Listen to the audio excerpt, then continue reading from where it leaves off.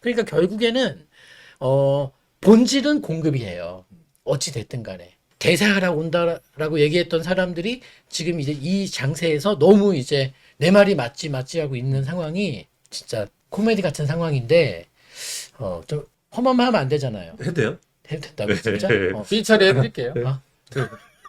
나를 이용해서 억울히 끌는 거 아니야?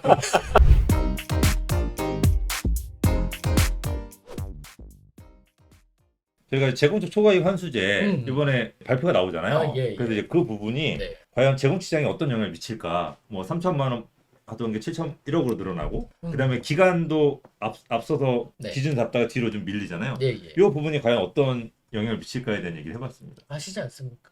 잘 몰라요, 저희도. 뭘 몰라. 그래서 저희가 지금까지 막 의문만 우리 던지고, 생각은 네, 지금까지 얘기를 했어요. 네, 네. 그래서 얘기 들어보고. 박건대님의 얘기를 듣고 싶습니다. 저는 이 제초한 제도에 네. 대해서 욕은 하지 마시고요. 네. 네. 어차피 네. 저희 방송 욕하시면 안 돼요. 아 그렇죠. 네. 저 이걸 별로 안 좋아하는 네, 알겠습니다. 평화주의잖아요. 알겠습니다. 네, 알겠어요. 그 제초한 제도에 대해서 저는 굉장히 네. 그 제도를 부정하고 싶지는 않아요. 네. 필요한 제도예요. 네. 왜냐하면 이제 재건축과 재개발은 결이 다르잖아요. 네네, 그렇죠. 그리고 꼭 음. 걷어야 되는 세금은 맞습니다. 네네. 그런데 이제 그 정도의 문제이지 네. 않습니까? 그래서 이제 재건축 초과이익 환수를 찬성하시네요? 저는 제초한 제도는 없애면 안 된다라는 생각을 저는 가지고 있어요. 반대인데. 저는 예. 재건축을 갖고 있음에도 불구하고 네, 그니까요. 예. 제초한 제도는 있어야 된다라고 생각을 네네, 하고 네네. 재개발이 사회에 이제 어떤 기여하는 효과와 네네. 이 재건축이 사회에 기여하는 음. 효과는 너무 다르거든요. 네네. 그래서 제초안은 있어야 되는 제도인데 이 정도가 너무 과하다고 생각은 해요. 그래서 이 재개발처럼 재건축의 이 제초안을 없애는 것은 저는 반대. 다만 지금 이 정도가 심하니 낮춰져서 진행이 될 수 있게 해주면 좋겠는데 저는 이 8.16 대책이라고 벌써 이름을 정했더만요. 그렇죠. 8월 16일 날 나오니까. 네. 근데 8.16 대책을 정했는데 8.16 대책이 공급 대책입니까? 공급 대책이라고 제목을 잡았더라고요. 그렇죠. 네. 근데 저는 그렇게 생각하지 않아요. 아, 그래요? 네. 저는 이제 거래 정상화를 위한 대책이 아니냐. 이렇게 생각을 하고 있고요. 정부는 공급 대책이라고 얘기는 했습니다만 그 중요하죠. 왜냐하면 네. 공약도 있었지만은 그렇죠. 가장 본질이 무엇이겠냐라고 생각해 봤을 때는 거래를 지금 너무 안 나오잖아요. 그렇죠. 안 나오죠. 거래가 사실 가격이 막 곤두박질 치는 것도 문제겠지만은 네. 거래가 너무 안 나오는 것도 되게 큰 문제가 그렇죠. 벌어지지 않습니까? 그렇죠. 자유경제 시장에서 그쵸. 이게 거래가 활발하게 음. 되어야 경제가 돌아가는 거잖아요. 기본으로. 우리 단순하게 여기 지금 여기 방배동이잖아요. 네. 서초구. 음. 서초구가 이제 예산을 수립할 때 네. 그 예산에서 한 30% 넘게 이 부동산 거래세, 이전 소득. 이 취득세 부분이 네. 이제 굉장히 많은 부분을 차지하는데 네. 없잖아요. 카메라 좀 보고 얘기해 주세요. 네. 없잖아요. 네. 그래서 옆모습만 나온대요. 그래요? 이마를 까서 그래요. 제가 사실 세수도 못하고 네. 아, 네네. 원래 안 나오려다가 네. 거래 정상화가 본질이다. 정부는 거래 정상화를 이렇게 표현하지 않았잖아요. 네. 하지만 거래 정상화를 위한 여러 가지 정책의 시작점이 8.16 대책을 기점으로 해서 제가 볼 땐 거래가 정상화될 때까지 네. 계속 나오지 않겠냐 이런 생각을 하고 있습니다. 그러니까 이게 시작이다. 끝이 뭐 아니고. 거래 정상화될 네. 때까지 아마 그 플랜이 있을 거예요. 내년도 뭐 이렇게 다 앞당겨서 거래 정상화까지는 계속 정책이 나올 거다. 3천에서 1억으로, 1억에서 2억으로, 2억에서 3억으로 이렇게 면제가 늘어날까요? 뭐 그렇게까지 하면 좋죠. 네. 좋은데 일단은 이제 저는 제초한 제도를 부정하지 않는 사람. 박건대님, 네. 우리 박건대님 말대로 꼰대 아닌 두 분이 우리 꼰대 방송에 나오면 꼰대. 두 분은 꼰대가 맞아요. 아니야. 우리 방송에 나오면 꼰대. 두 분은 아니, 꼰대가 맞아. 자 이게 저는 이렇게 해요. 3천에서 1억으로 올리는 거는 저는 서울 쪽에서는 큰 의미는 없다고 생각해요. 네, 금액적으로. 왜냐하면 네, 이게 금액적으로만 지금 끊는다고 한다면 네, 아파트 가액이 좀 저렴한 것들은 큰 영향을 받겠지만은 네. 강남이나 한강변처럼 아파트 값이 비싼 데들 같은 경우는 네. 그 영향이 좀 덜하잖아요. 뭐 아까 얘기한 대로 7억 7천짜리 제초한 세금 내던 게 7억으로 준다 그래서 진행이 되지는 않잖아요. 그쵸. 그래서 저는 요거를 아마 겨울 비율로 가지 않을까. 음. 그러니까 얼마를 벌었을 때 몇 프로를 내는 게 맞지. 네. 그죠? 많이 벌었다고 해서 그걸 다 가져가는 거는 좀 아니지 않냐는 생각을 해요. 왜냐면 그런데- 그래야지 한강변 이런 게 예를 들어 7억 7천을 내던 게 그러니까 1억 버는 아파트는 뭐 2천만 원을 내더라도 10억 버는 아파트는 한 3, 4억 정도를 내는 게 맞지. 근데 여기는 네. 보통 이렇게 말을 할 때 톤을 올려야 됩니까?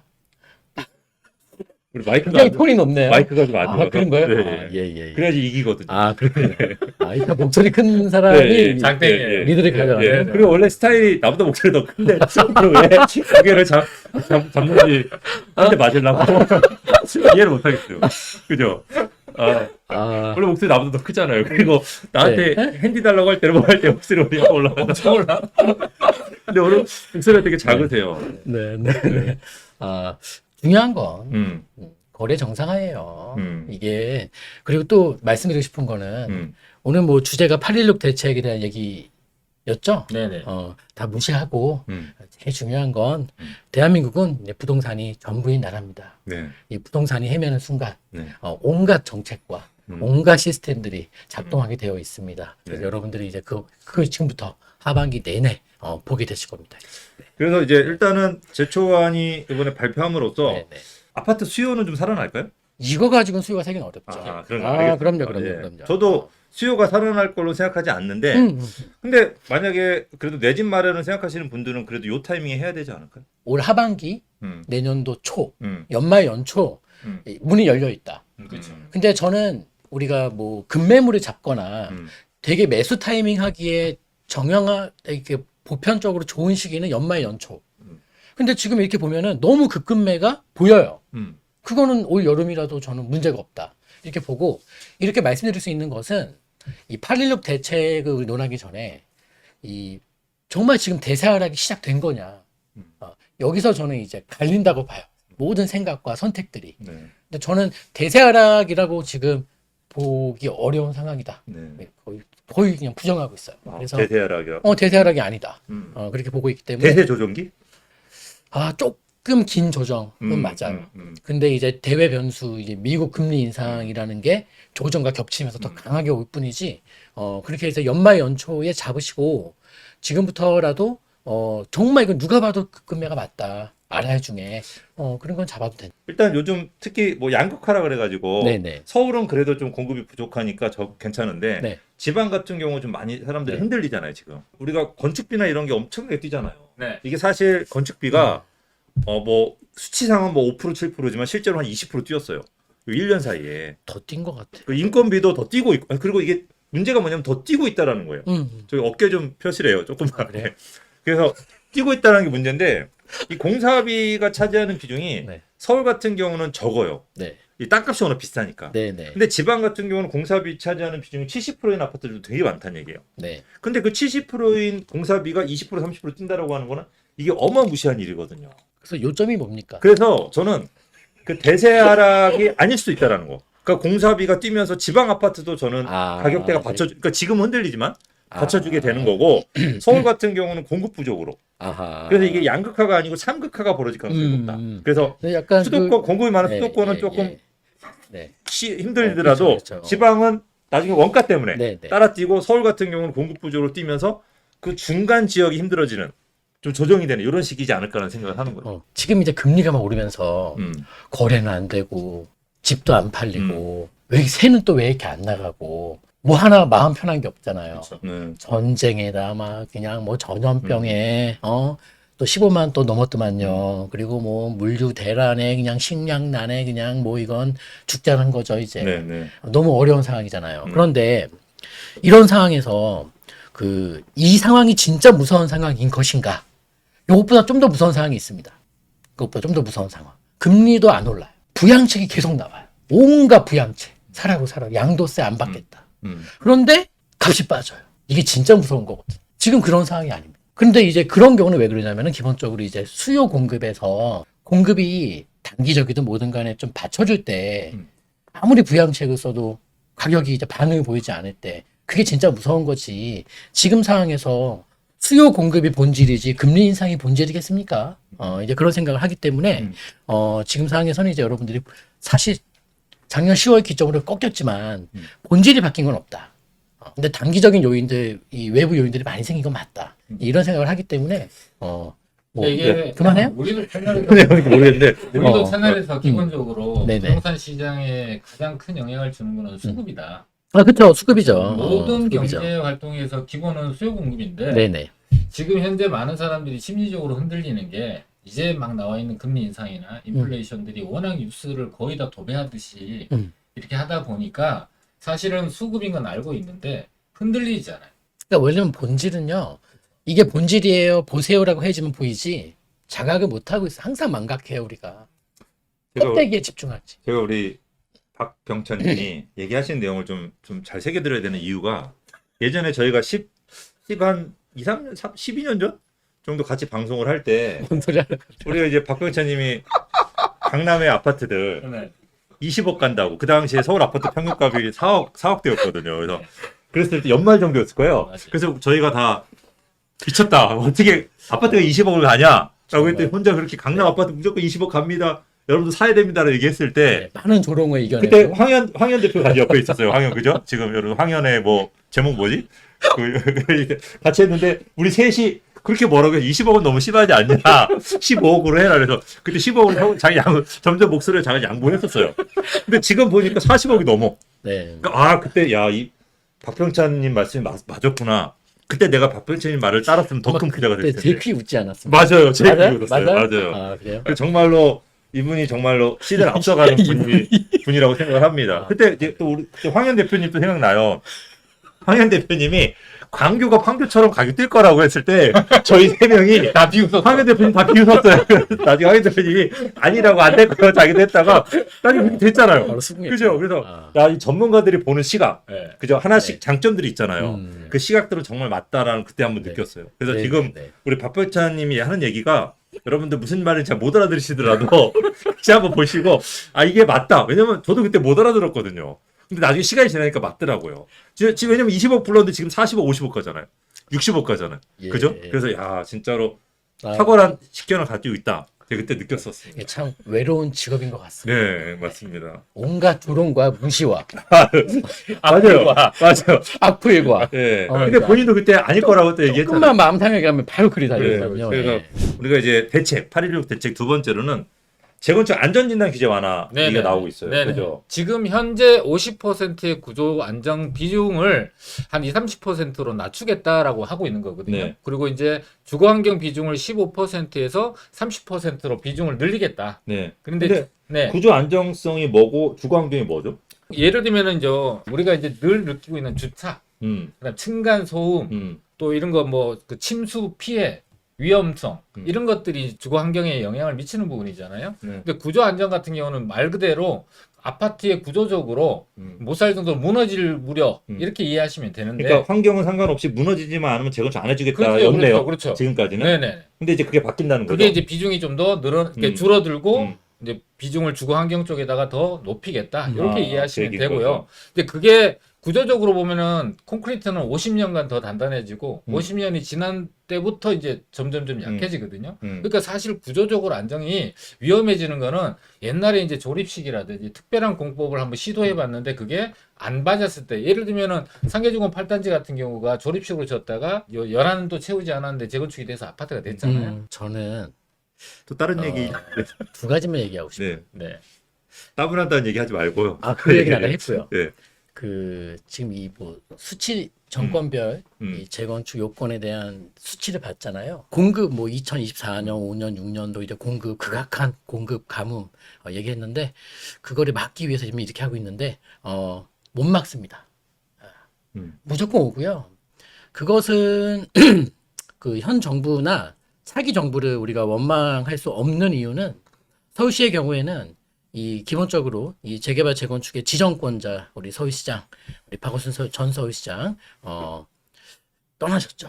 먼 곳으로 그분께서 이제 10년간 이 서울 행정을 보시면서 엄청나게 많은 이 재개발을 무산시킨 거에 대한 대가가 그 10년간 외길을 걸었단 말이죠.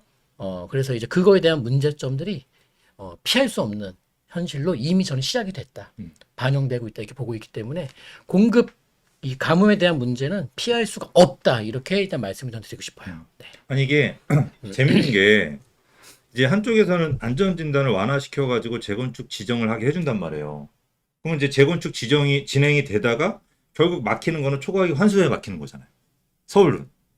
그쵸. 그러니까 이게 네. 실제로는 재건축을 해준다고 하지만 안전진단을 통과해서 환경을 비중을 높여서 예를 들어 목동 같은 경우 예를 들어서 주차 문제가 엄청 심각하잖아요. 그럼 목동도 이제 그런 비중이 올라가면 재건축이 진행이 되기 더 쉬워지잖아요. 네. 근데 그게 되다가 그 초과이익 환수 때문에 세금이 너무 높으니까 재건축 안 해버린단 말이에요. 그러니까 실제로는 공급을 할 수 없는 거지. 실질적으로. 그러니까 재건축이 안전진단 통과하면서 가격은 뛰어. 가격은 뛰는데 세금 때문에 결국 안 하게 되니까 네. 네. 결국 물꼬는 초과이익 환수를 풀어주는 시점이 물꼬가 되는 거죠. 네.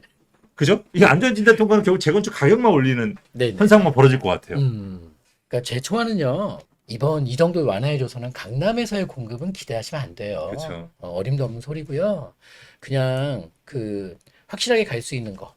그렇게 좀 갔으면 좋겠어요. 그리고 이제 제 초안을 아까 누가 어떤 댓글 보니까 재개발이 더 돈을 많이 버는 것 같은데요라고 이제 그런 댓글이 있더라고요. 네.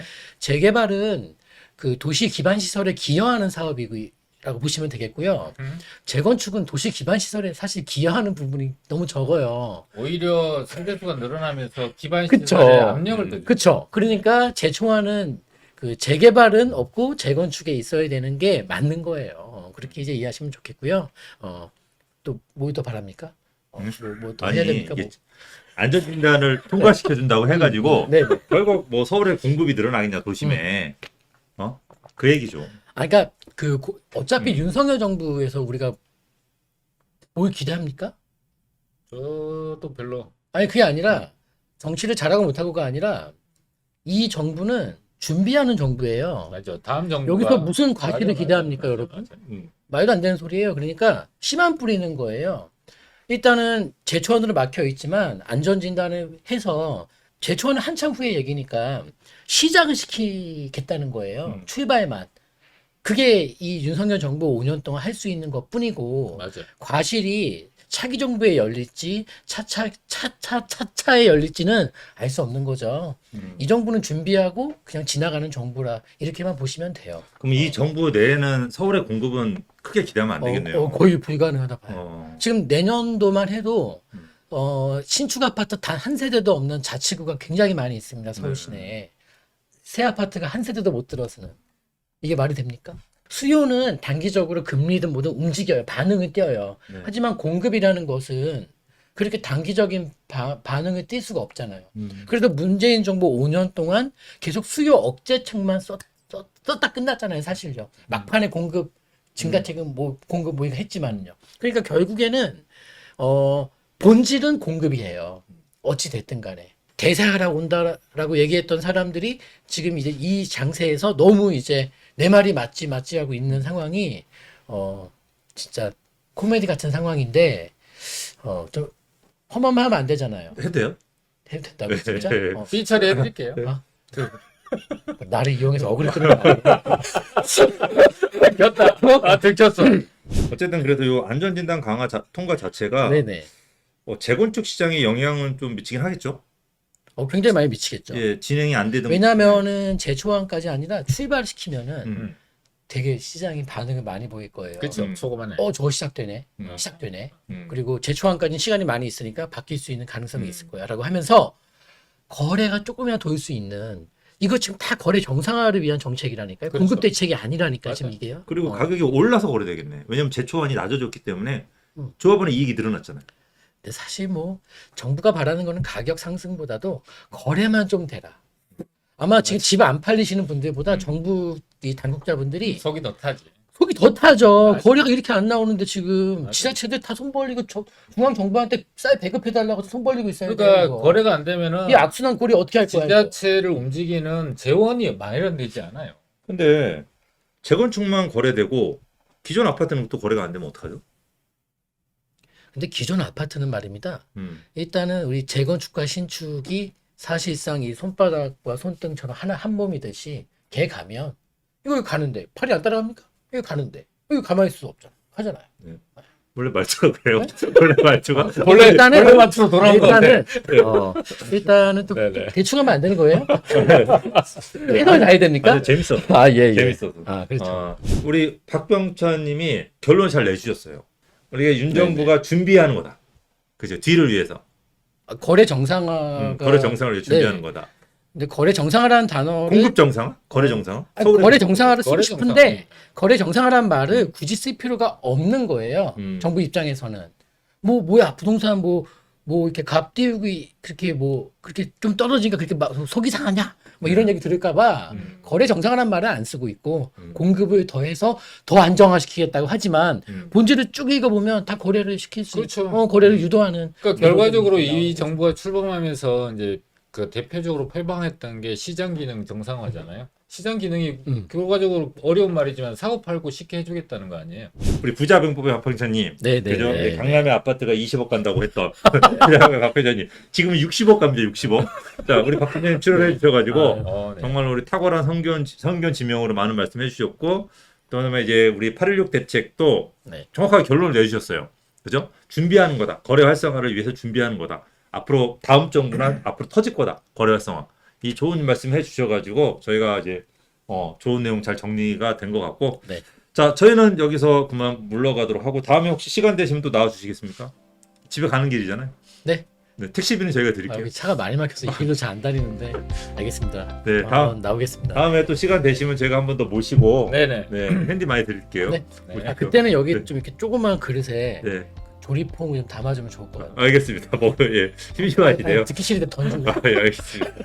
예, 다음에는 저희가 조금 더 차분하게 아, 예, 예. 방송을 좀 네. 하도록 하겠습니다. 자.